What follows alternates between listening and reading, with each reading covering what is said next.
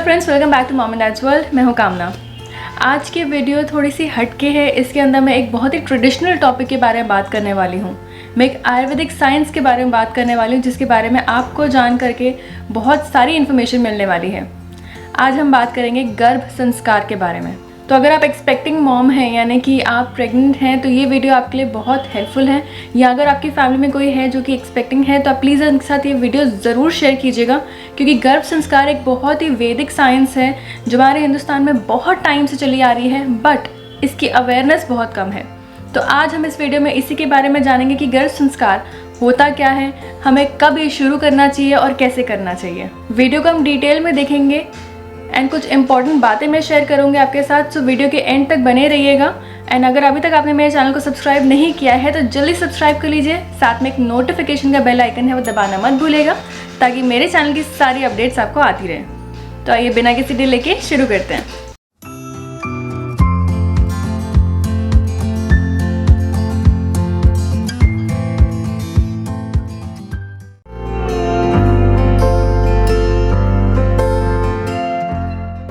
तो गाइस, पहले जानते हैं गर्भ संस्कार होता क्या है।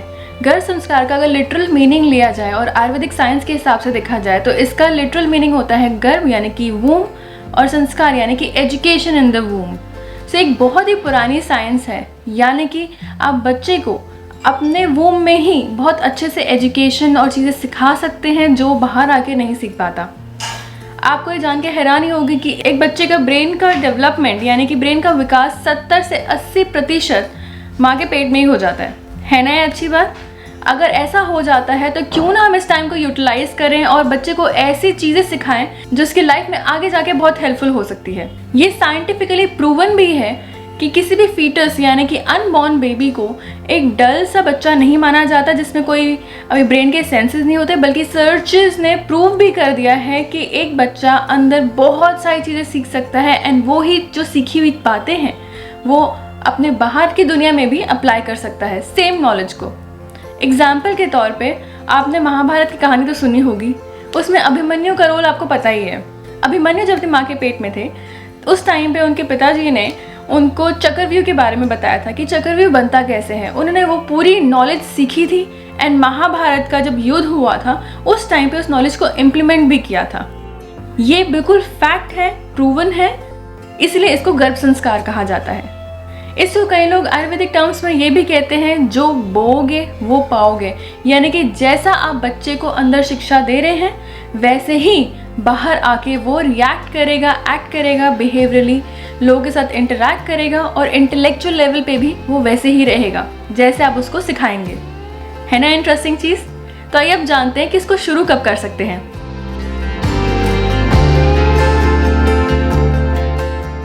एक बच्चे के दिमाग का विकास यानी कि मेन ब्रेन की डेवलपमेंट उसकी उसी टाइम से शुरू हो जाती है जिस टाइम पे कंसेप्शन यानी कि जब आपकी प्रेगनेंसी कंफर्म होती है, उसी मोमेंट से उसके ब्रेन का जब डेवलपमेंट शुरू हो जाता है। और जब 80% डेवलपमेंट उसका वूम में ही होता है, तो जैसे ही आपको पता चले कि आप एक्सपेक्टिंग है, वही सही टाइम है गर्भ संस्कार शुरू करने का।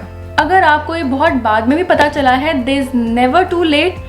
जब आपको पता चले तब शुरू कीजिए इसको। गर्भ संस्कार करने का कोई सही या गलत तरीका नहीं होता। ये आप पे डिपेंड करता है कि आप अपने बेबी को कैसा बनाना चाहते हैं या उसको क्या शिक्षा देना चाहते हैं। गर्भ संस्कार कोई एक सेशन से नहीं सीखता है, कोई 2-3 महीने के सेशन से नहीं सीखता है, बल्कि गर्भ संस्कार एक डेली रूटीन को कहा जाता है। जब आप एक्सपेक्टिंग होती हैं उस टाइम पे आप जो भी डेली रूटीन में टास्क कर रहे हैं, या फिर आप बच्चे से बात कर रहे हैं, या कोई किताब पढ़ रहे हैं, कोई स्पिरिचुअल बुक पढ़ रहे हैं, पूजा पाठ कर रहे हैं, कुछ भी जो उस टाइम पे आप कर रहे हैं अपने बच्चे को सिखाने के लिए डेली रूटीन में, उसको गर्भ संस्कार कहा जाता है। ये साइंटिफिकली प्रूवन भी है कि एक बच्चा एक्सटर्नल स्टिमुलाई को बहुत अच्छे से रिस्पॉन्ड कर रहा है, यानी कि बाहर की जो भी हलचल होती है, चाहे वो म्यूजिक हो, साउंड हो, आवाज़ें हो, कुछ भी हो, उसको रिएक्ट ज़रूर करता है। इनफैक्ट एक बच्चा अपनी माँ के थॉट्स और मूड्स को भी फील कर सकता है एंड उस पर भी एक्ट कर सकता है। इसलिए इसी टाइम पे कहा जाता है कि माँओं को शांत रहना बहुत ज़रूरी है, पॉजिटिव रहना बहुत ज़रूरी है, ताकि बच्चे के अंदर बहुत ही पॉजिटिव वाइब्स जाएं एंड वो बहुत कुछ अच्छा हैप्पी सीख सके। तभी कहा जाता है a happy mom is equal to healthy baby. अब जानते हैं कि गर्भ संस्कार में इंक्लूड क्या क्या हो सकता है, यानी कि आपको क्या क्या करना गर्भ संस्कार के लिए।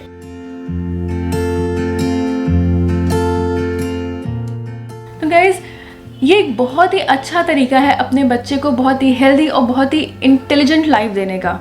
ये एक रूटीन को कहा जाता है गर्भ संस्कार, जो एक माँ फॉलो करती है अपनी प्रेगनेंसी के दौरान। गर्भ संस्कार इसलिए भी किया जाता है ताकि मेंटल स्टेट जो है, यानी कि एक माँ का जो स्टेट ऑफ माइंड है, बहुत ही पीसफुल, काम, कंपोज और पॉजिटिव रहे, जिससे कि बेबी की बहुत ही हेल्दी ग्रोथ एंड डेवलपमेंट होती है।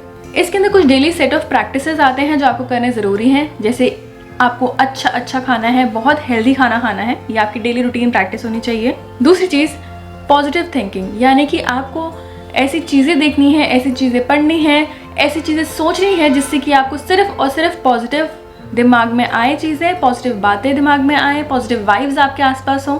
सो you have to be positive all the time. Do yoga, आपको हर रोज़ योगा की प्रैक्टिस ज़रूर करनी चाहिए। आप डेफिनेटली इसको एक सुपरविजन के अंडर कीजिए, बिकॉज प्रेगनेंसी के दौरान हर योगा पोज को करना पॉसिबल नहीं होता है और करना चाहिए भी नहीं। जो भी आपको डॉक्टर प्रिस्क्राइब करता है, अपने डॉक्टर से पूछ करके ही योगा का प्रैक्टिस कीजिए, बट उसको अपना एक डेली रूटीन बनाइए। उससे भी बेबी बहुत हेल्दी रहता है और आपके दिमाग को भी बहुत पीस मिलेगा। मेडिटेशन, ये एक बहुत ही अच्छा तरीका है अपने जो फोकस है उसको बना के रखने का, अपने स्टेट ऑफ माइंड को पीस पे लाने का और पॉजिटिव थॉट्स लाने के लिए। मेडिटेशन का मतलब सिर्फ यही नहीं है कि आपको आंख बंद करके बस बैठे रहना है। मेडिटेशन का मतलब जैसे भी आपको कंफर्टेबल लगे। अगर आप पूजा पाठ करके मेडिटेट करना चाहते हैं वो हो सकता है, भजन सुन के अगर आपको अच्छा लगता है वो भी एक मेडिटेशन होता है। कई लोग साइलेंस में बैठ करके सिर्फ अपनी पॉजिटिव अफर्मेशंस करते हैं, वो भी मेडिटेशन होता है।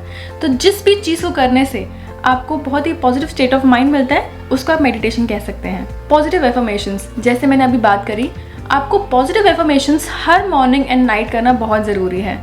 पॉजिटिव एफर्मेशन का मतलब ये होता है कि सुबह उठते ही आपको अच्छी बातें बोलनी हैं, जैसे कि मैं बहुत हेल्दी हूँ, मेरी बॉडी बहुत हेल्दी है, मेरा बेबी बिल्कुल ठीक ठाक है, स्वस्थ है, सेहतमंद है, खुश है, मेरी फैमिली बहुत खुश है, मैं भगवान से बहुत ग्रेटफुल हूँ एक नई लाइफ के लिए। हर रोज़ आप ऐसी पॉजिटिव एफर्मेशंस कीजिए। आई एम श्योर आपके साथ सब कुछ बहुत अच्छा होगा। देन नेक्स्ट, आप म्यूज़िक को अपने डेली रूटीन में ला सकते हैं। म्यूज़िक साइंटिफिकली प्रूवन है कि बच्चे की ब्रेन की डेवलपमेंट के लिए बहुत ज़रूरी होता है और बहुत अच्छा भी होता है। तो अगर आप बहुत ही सूदिंग म्यूज़िक सुन रहे हैं प्रेगनेंसी के दौरान और अपने बच्चे को भी सुना रहे हैं, तो ये उसके ब्रेन डेवलपमेंट के लिए अच्छा है, प्लस आपको बहुत ही पीस प्रोवाइड करेगा वो। सूदिंग म्यूज़िक सुनने का मतलब है, आप चाहे तो अगर आपको भजन सूदिंग लगते हैं आप वो सुन सकते हैं, नहीं तो बहुत सारे रिलैक्सिंग सूदिंग म्यूज़िक आते हैं, ऑनलाइन अवेलेबल हैं, यूट्यूब पे, स्पॉटिफाई, बहुत सारी एप्लीकेशंस में अवेलेबल हैं, वो सुन सकते हैं। मैं अपनी प्रेगनेंसी के टाइम पे कृष्ण जी की फ्लूट म्यूज़िक, यानी कि उनकी बांसुरी की आवाज़ सुनती थी, जिससे मुझे बहुत अच्छा लगता था। देन नेक्स्ट थिंग इज़, आप बुक्स पढ़ सकते हैं। अब books again it depends on your mood and personality. अगर आपको लगता है कि आपको पढ़ाई की चीज़ें पढ़नी चाहिए जिससे कि आपका बच्चा बहुत ही इंटेलिजेंट एंड ब्रेनी निकले, तो आप वो कर सकते हैं। अगर आपको मैथ्स पढ़नी है मैथ्स पढ़िए, साइंस पढ़नी है साइंस पढ़िए, स्पिरिचुअल बुक्स पढ़नी है स्पिरिचुअल बुक्स पढ़िए। बेसिकली ये है कि आपको अपने बच्चे को अच्छी चीज़ें सिखानी है, तो कोशिश कीजिएगा बुक्स पढ़िए, लेकिन हॉरर और थ्रिलर नहीं, ताकि वो अच्छी बातें सीखे। Last but not the least, have patience and stay happy. ये सबसे अच्छा तरीका होता है अपने बेबी को हेल्दी और हैप्पी बनाने का। So guys, that's all from my side today. आज के वीडियो में हमने बहुत सारी इंटरेस्टिंग बातें जाना कि गर्भ संस्कार क्या होता है, कब करना चाहिए, कैसे करना चाहिए। तो अगर आपको मेरी वीडियो पसंद आई है तो लाइक ज़रूर कीजिएगा, एंड अगर अभी तक सब्सक्राइब नहीं किया है मेरे चैनल को, then do subscribe to my channel. साथ में एक नोटिफिकेशन का बेल आइकन है, वो दबाना मत भूलिए, ताकि मेरे चैनल की सारी अपडेट्स आपको सबसे पहले आ जाए। And please share this with your other friends and family, जिनको भी इसकी ज़रूरत हो सकती है, जो आपके नोन में है, ताकि उनको भी इससे बहुत सारा बेनिफिट हो सके। कुछ अगर मुझसे मिस आउट हो गया या फिर आप कुछ मेंशन करना चाहते हैं, कोई आपका सवाल है, तो कमेंट सेक्शन में आप लिख सकते हैं।